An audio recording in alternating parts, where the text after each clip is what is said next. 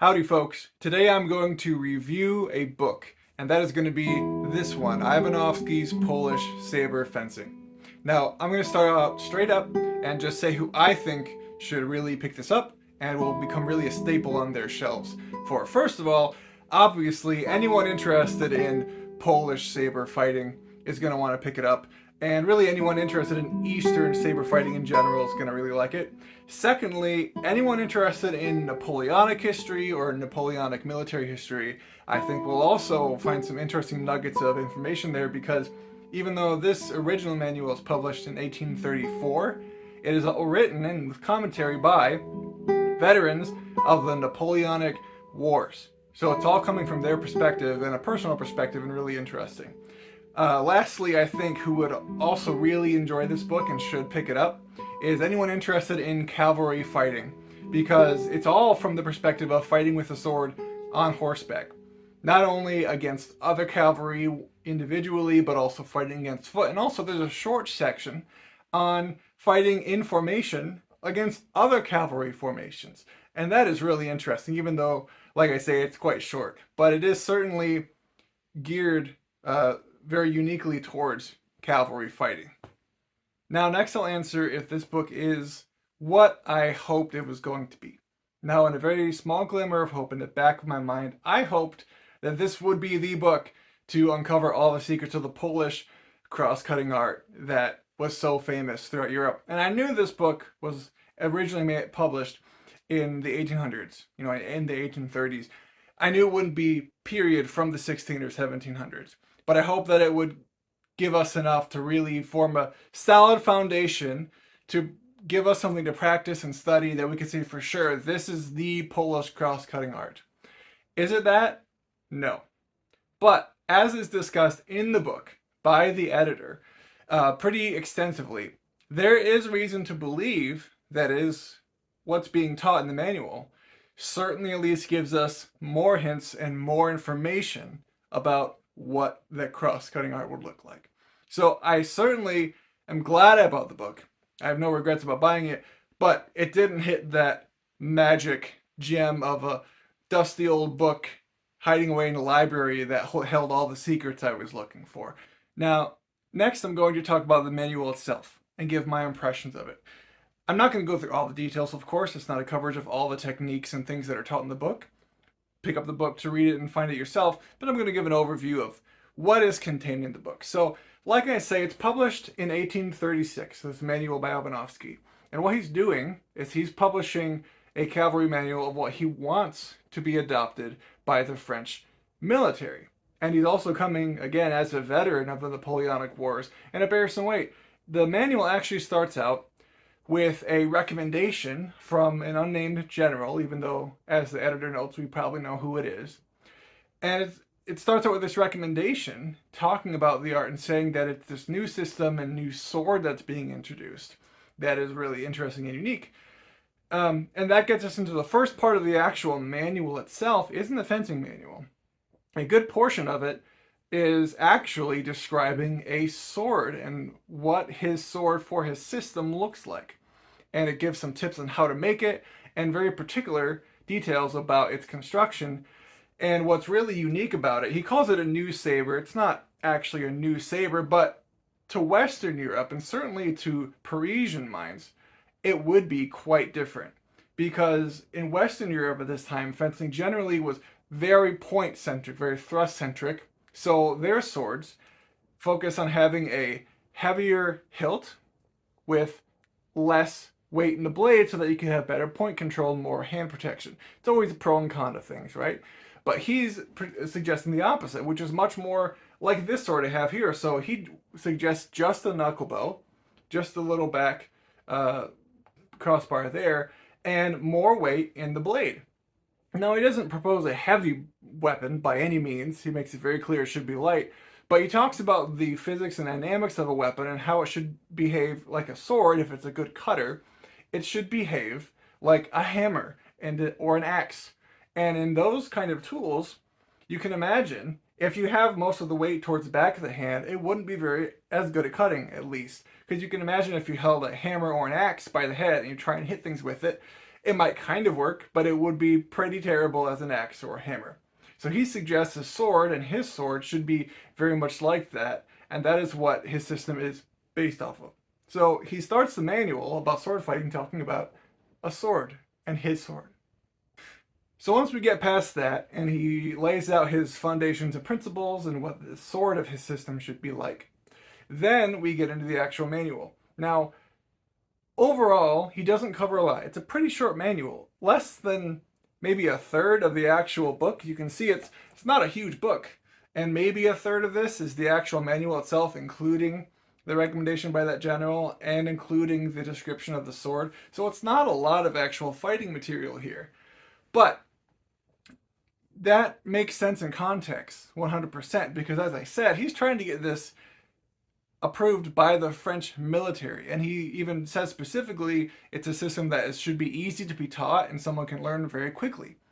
So if you want that to be the case, you don't go into the whole system and the whole art that you're teaching. And he even says himself that he does not teach the whole art. He's just teaching enough to make people competent and be able to teach them quickly, and that's very important. So the manual itself doesn't cover a lot. It covers the basic cuts, and it covers some basic parries and a unique way of holding the sword and using the sword, which is really what's most unique about his system, is because the cuts and the parries and thrusts are mostly the same, and they just lie pretty much within standard French understandings of how to defend yourself and how to attack. And against, like I say, against infantry as well. But what's really unique about these even basic maneuvers is that he really suggests and emphasizes a very different way of using the sword. And because what it looks like is that he's actually using almost entirely just the fingers to move and power the cuts. Now you may think to yourself that cuts that are powered just by the fingers wouldn't be very powerful. Now, compared to other cuts using the whole arm or the whole body, yes, they're not as powerful. But what Ivanowski really emphasizes, and the reason why he talks about this, is that as a cavalry fighter, your emphasis needs to be on having a stable seat on your horse. The worst thing you can do is throw overly large committed strikes and lose your balance and not be able to properly defend or attack. So these cuts are all done with a straight arm in front of you, moving the shoulder, certainly more than other styles of the time, but straight arm, only turning the fingers and the wrist, and letting the sword and the fulcrum of the sword move around your initial fingers here, the pointer and the thumb. This is what the sword is moving around, and these fingers are just controlling the sword and giving the power to the sword. And it moves very freely, and you get in these very strange positions where you throw a cut from the right and you end with the sword like this, because it naturally turns in your hand towards this way, and you throw the next cut from the left. And you keep moving it in this way that you end and start in what seemingly are very strange positions, and I'm certainly struggling to get comfortable with this as far as throwing concerted, clean, fast cuts. And I'm struggling to some extent understand what the purpose of letting it move all the way is instead of keeping the sword lined up with your knuckles. But it's, in that regard, very fascinating because it's something to think about and practice. And there are people I know who can throw cuts like that and are very good at doing it that way. Now, something else that's really cool about this book as it is published is that it comes with 2 critiques about Ivanowski's manual immediately afterwards. The first one comes from someone who is critiquing Ivanowski's manual. And I think all of them, in my opinion, are pretty respectful, at least. They acknowledge the merits of it, but certainly what Ivanowski is proposing is challenging the military establishment of how a sword should be used and work. And this criticism is pretty fair, but there are clearly some misunderstandings about, from the French officer who was criticizing the manual, there are clearly some misunderstandings about what he thinks about the book. And then the next section is a critique of that critique. So you get these kind of crossfire of opinions that everyone's a little misunderstanding of what is being said, but it's really interesting because these are contemporary, mostly, opinions about another manual. We don't get that in most other books. If you read the Lichtenauer tradition of longsword, it's very rare to get contemporary writings from the 1400s talking about the system compared to other systems. So it's really unique in that regard. The last big section of this book is going to be a modern and historical commentary about the cross-cutting art of Poland during the Commonwealth and during the Napoleonic era. A lot of historical context, which is really interesting, talking about fencing masters such as Mueller and some of the controversy associated with that. But there are also some really interesting snippets of quotations that I hadn't even seen before, and I had been really interested in Polish Saber and practicing it for a couple of years, and I hadn't come across these quotations, but even things you might not expect, like, for example, being that this is a cavalry manual, there are some quotations from Egyptian Mameluke sources from the 1400s talking about horsemanship and the way that they use the sword, and actually drawing some similarities to what Ivanowski is proposing. Not to say that that's all the same, but there certainly is argumentation to say that, rules and the way that things are done, if they work, they're going to be done and spread, right? But a lot of that is really up to interpretation, and even the editor and translator of this, which I'm very grateful for their work, because it is a very useful and thought-provoking book, in my opinion.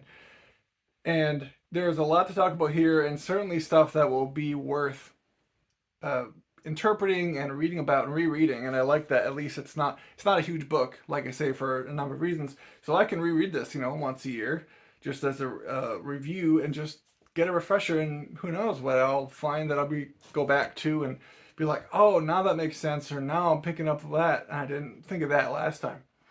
So overall, this book, Ivanowski's Polish Saber, that came out in January of 2025.